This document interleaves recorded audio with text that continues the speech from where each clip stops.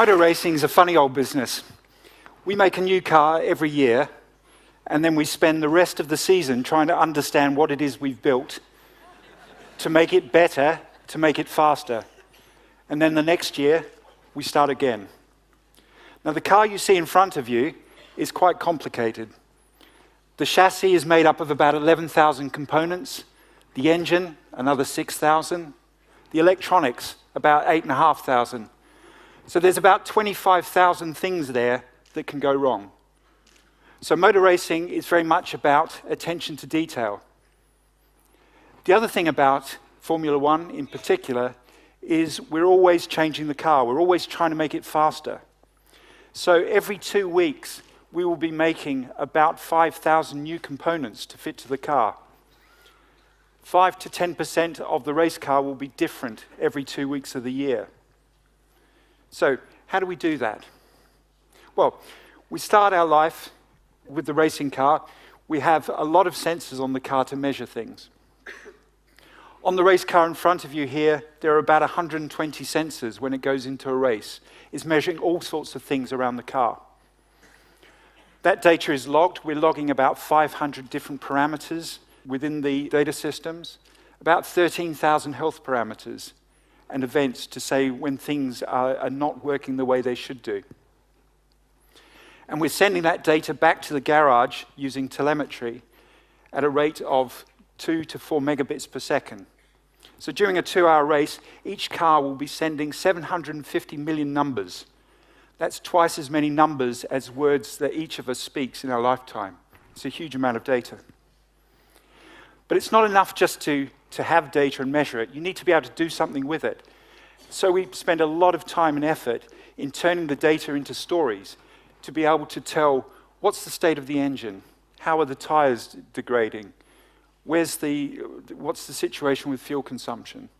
So all of this is taking data, turning it into knowledge that we can act upon. Okay, so let's have a look at a little bit of data. But let's pick a bit of data from another 3-month-old patient. This is a child. And what you're seeing here is real data. And on the far right-hand side, where everything starts getting a little bit catastrophic, that is the patient going into cardiac arrest. It was deemed to be an unpredictable event. This was a heart attack that no one could see coming.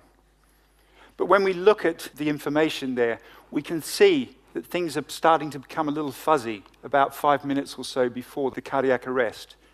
We can see small changes in things like the heart rate moving.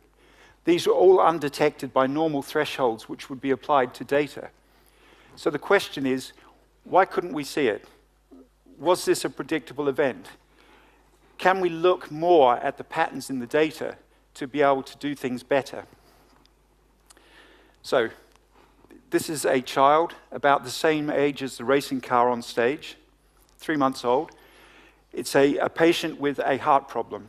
Now, when you look at some of the data on the screen above, things like heart rate, pulse oxygen, respiration rates, they're all unusual for a normal child, but they're quite normal for the child there. And so one of the challenges you have in healthcare is how can I look at the patient in front of me, have something which is specific for her, and be able to detect when things start to change, when things start to deteriorate. Because like a racing car, any patient, when things start to go bad, you have a short time to make a difference. So what we did is we took a data system, which we run every 2 weeks of the year in Formula One, and we installed it on the hospital computers at Birmingham Children's Hospital. We streamed data from the bedside instruments in their pediatric intensive care so that we could both look at the data in real time and, more importantly, to store the data so that we could start to learn from it.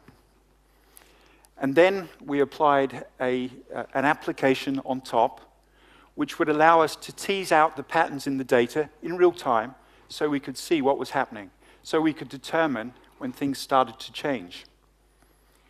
Now, in motor racing, we're all a little bit ambitious, audacious, a little bit arrogant sometimes.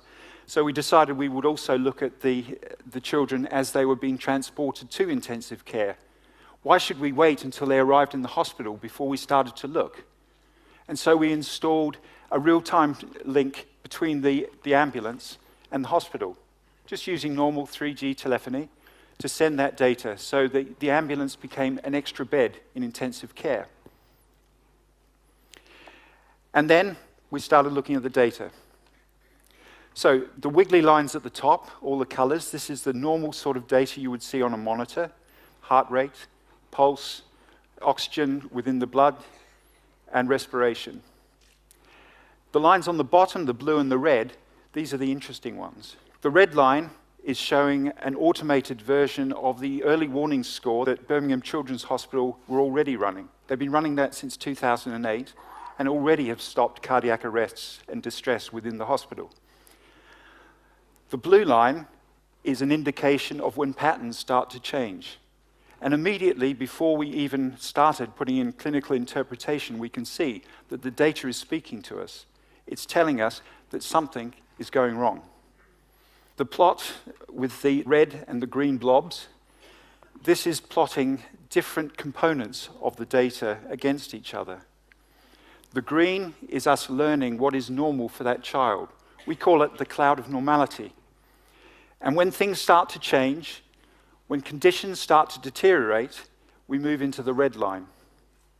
There's no rocket science here. It is displaying data that exists already in a different way, to amplify it, to provide cues to the doctors, to the nurses, so they can see what's happening. In the same way that a good racing driver relies on cues to decide when to apply the brakes, when to turn into a corner, we need to help our physicians and our nurses to see when things are starting to go wrong.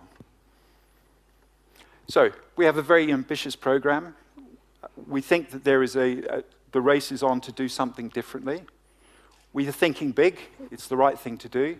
We have an approach which, if it's successful, there's no reason why it should stay within a hospital. It can go beyond the walls. With wireless connectivity these days, there is no reason why patients, doctors, and nurses always have to be in the same place at the same time.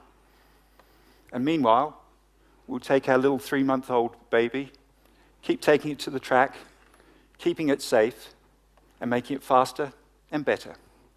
Thank you very much.